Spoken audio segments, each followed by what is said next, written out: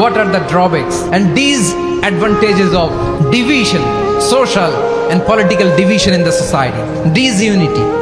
আমরা যদি বিচ্ছিন্ন হই, একে অপরের যদি মারামারি করি, একজন যদি আরেকজনের কাফের ফতোয়া দেয়, আমাদের কি ক্ষতি? এক নাম্বার ক্ষতি হচ্ছে আমরা যদি বিচ্ছিন্ন হই, আমাদের শক্তি কমে যাবে, আমাদের পাওয়ার আমরা হারাবো। আমাদের কি হারাবো? পাওয়ার। মনে রাখবেন, যখন আমি একা থাকি তখন আমি ব্যক্তি, যখন আমরা সবাই মিলি তখন আমরা শক্তি। এই শক্তি নিয়ে আমাদের সামনে এগিয়ে যাওয়ার দরকার আছে না নাই? তাহলে আমরা যদি নিজেরা বিরোধে লিপ্ত হই, আমাদের ক্ষমতা, পাওয়ার ছুটে যাবে। আমরা এই পাওয়ার হারাতে চাই না, ঠিক কিনা বলেন? রব্বুল আলামিন ঠিক তাই বললেন।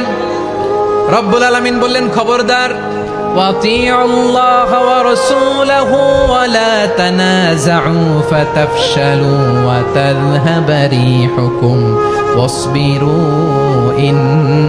ইন্নাল্লাহা মা'আস সাবিরিন।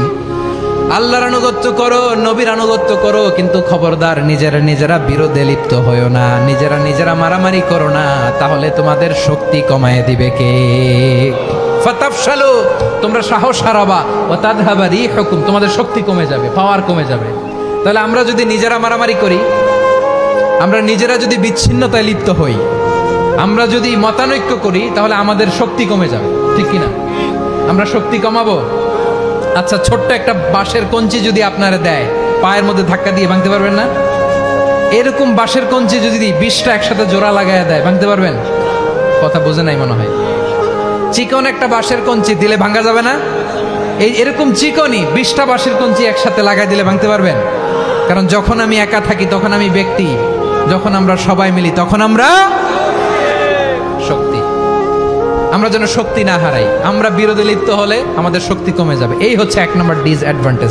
2 নম্বর ডিসঅ্যাডভান্টেজ হচ্ছে আমরা নিজেরা বিরোধে লিপ্ত হলে অন্যরা আমাদের মাথায় কাঁঠাল ভেঙে খাইতে সুবিধা হয়। কথা বোঝেন নাই? আমরা যদি বিরোধে লিপ্ত হই, তাহলে পরাশক্তিগুলোর সুবিধা, তখন আমাদের কাউকে দিতে হবে ট্রানজিট, কাউকে দিতে হবে সেন্ট মার্টিন, কাউকে দিতে হবে দেশের অর্ধেক। চিল্লায় বলো ঠিক কিনা? নিজেদের প্রবলেম সলভ করার ক্যাপাসিটি আমাদের আর থাকবে না। নিজেরা বিরোধে জড়ালে পরাশক্তিগুলো আমাদের মাথায় কাঁঠাল ভেঙে খায়। তখন ভারতের পিছনে দৌড়াতে, আমেরিকার পিছনে দৌড়াতে আমাদের জুতার তলা ক্ষয় হইয়া যাইবে। নিজেদের প্রবলেম সলভ করা যাবে না। আমরা যদি অন্যের পিছনে না দৌড়াতাম আর এই বিরোধকে থামাতে পারতাম, বাংলাদেশ আজকে যেখানে আছে তার কমপক্ষে 50 গুণ সামনে থাকতো। চিল্লায় বলেন ঠিক কিনা? তাহলে 1 নাম্বার ক্ষতি হচ্ছে আমাদের পাওয়ার লেস হয়ে যায়, আমরা দুর্বল হই যদি আমরা বিরোধ করি। 2 নাম্বার হচ্ছে পরাশক্তিগুলোর সুবিধা নেয়। 3 নাম্বার হচ্ছে আমাদের উন্নয়ন, দেশের উন্নতি, অগ্রগতি, এটা স্থবির হয়ে যায়, এটা বাধাগ্রস্ত হয়। প্রিয় ভাইয়েরা, ইউনিটি, ঐক্য হচ্ছে একটা দেশের উন্নয়নের মূল ভিত্তি।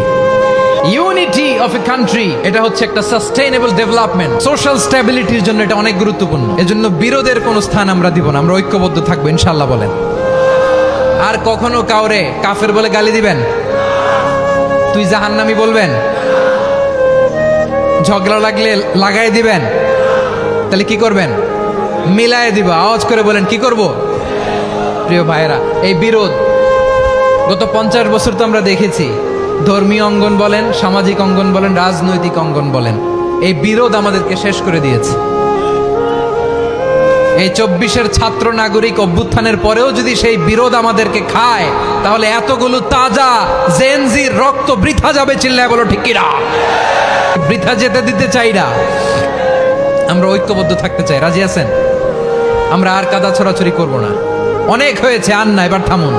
অনেক হয়েছে, আন্না।